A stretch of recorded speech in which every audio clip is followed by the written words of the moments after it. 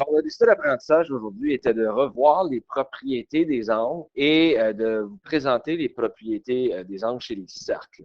Donc, la première partie, c'est majoritairement une revue de l'intermédiaire, puis on va par la suite aller vers un concept un peu nouveau, mais pas trop stressant. Donc, quelques petites propriétés que vous avez déjà vues. Donc, les angles complémentaires. Alors, si jamais tu as deux angles, juste à savoir que la somme des deux angles est toujours égale à 90 degrés dans une situation comme ça.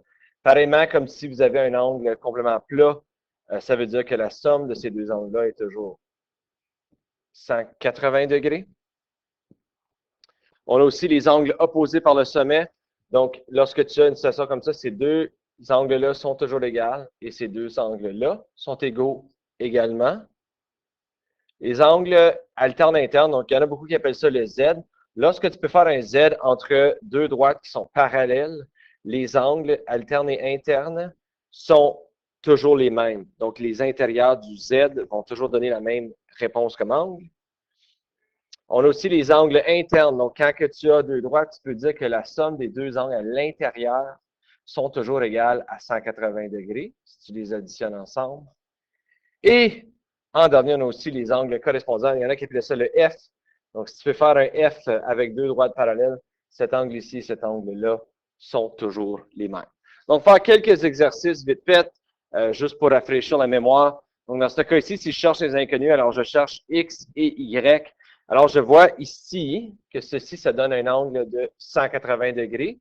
Alors, pour trouver Y, je peux tout simplement faire 180 moins 132. Donc, si j'enlève le 132, ce qui va rester sera le 180 ou la différence entre 180 et ça.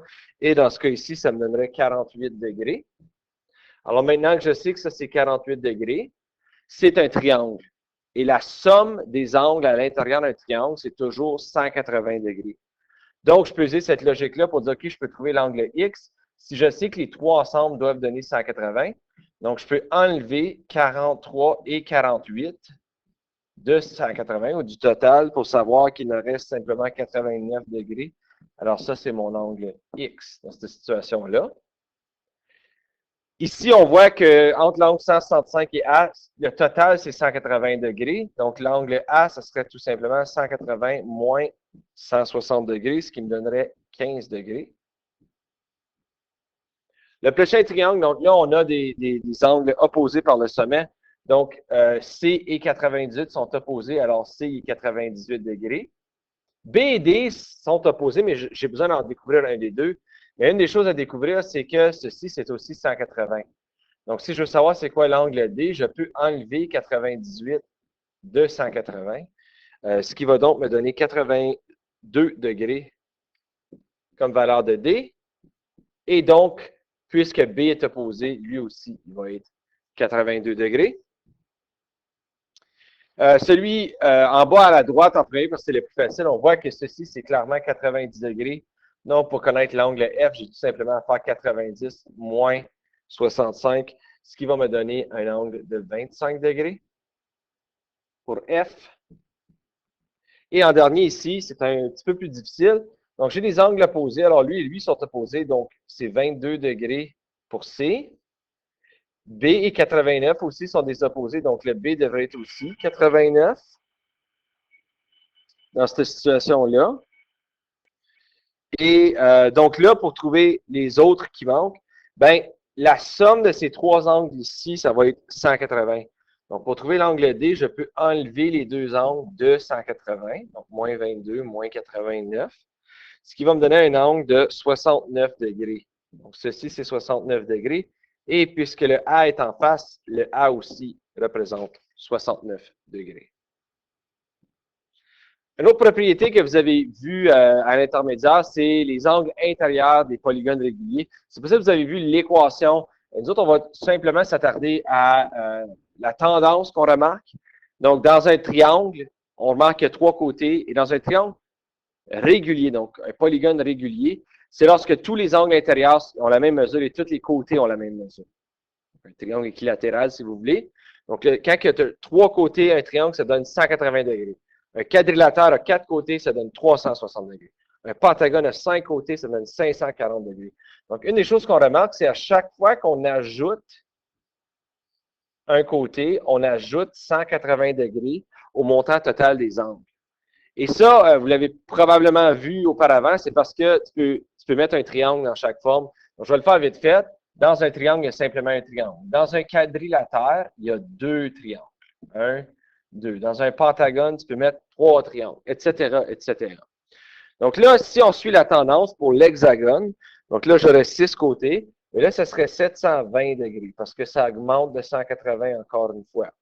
Un heptagone a 7 côtés, donc là, je fais 720 plus 180, qui me donnerait 900 degrés. Dans un heptagone et un octogone, ça a 8 côtés, et ça, ce serait 1080 degrés.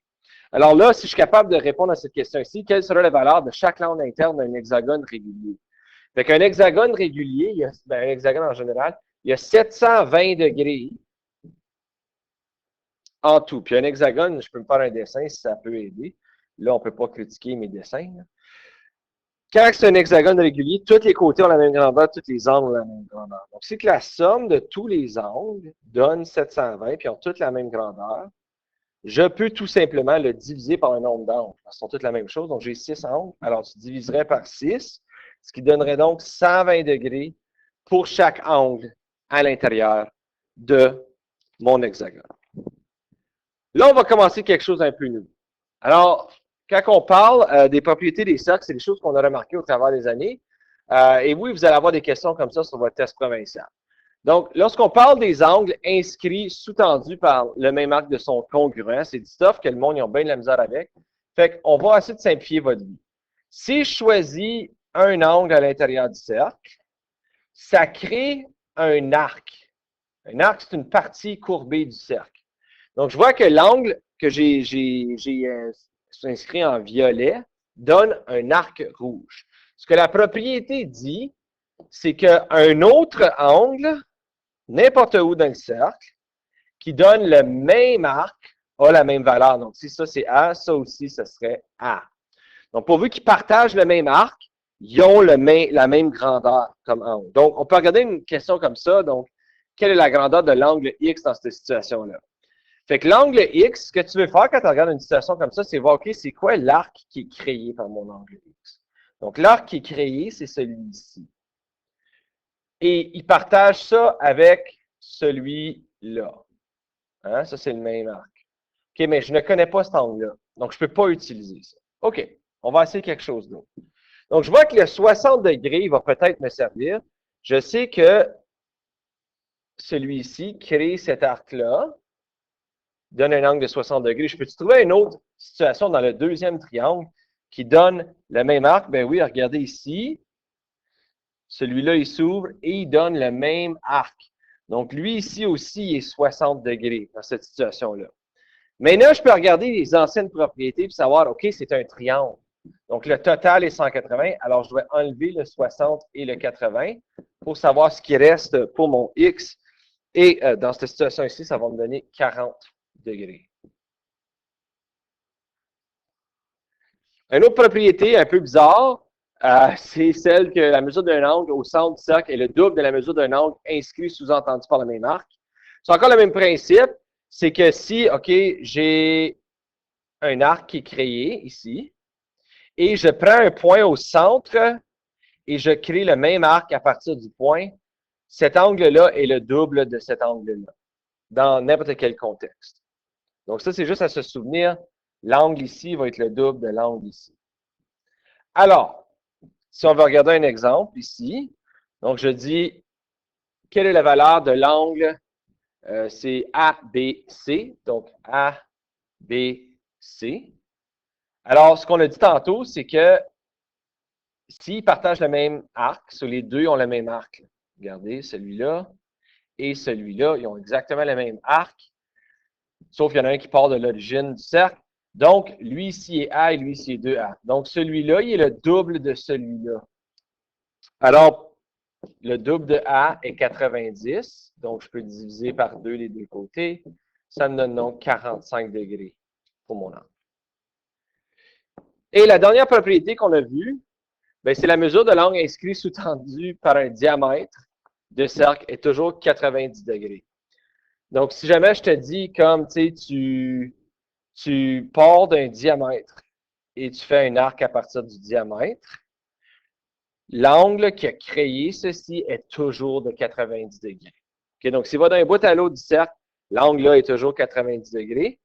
Ce qui va nous amener à cette situation ici. Donc, regardez, ça, c'est clairement le diamètre parce que ça va d'un bout à l'autre, puis ça fait un arc. Donc, ça, c'est automatiquement 90 degrés. Donc là, lorsque je sais que c'est un triangle rectangle qui a 90 degrés, c'est vraiment facile de dire, OK, ma réponse est A au carré plus B au carré égale C au carré. Je vais utiliser Pythagore avec un triangle rectangle. Alors là, il ne faut juste pas oublier, cette petite ligne-là veut dire que ça, c'est la même affaire. L'hypoténuse, c'est le diamètre. Les deux cathètes, c'est pas grave. Donc, j'aurai 7 au carré plus 7 au carré égale C au carré. Alors, 49 plus 49 qui va être égal à C au carré. Donc, 98 va être égal à C au carré. Maintenant, je veux isoler, alors je vais faire la racine carrée des deux côtés, ce qui me donne donc à peu près 9,9 cm comme valeur pour C. Alors, ceci met fin à la leçon d'aujourd'hui. Si jamais vous avez des questions, n'hésitez pas à communiquer avec votre enseignant ou votre enseignante.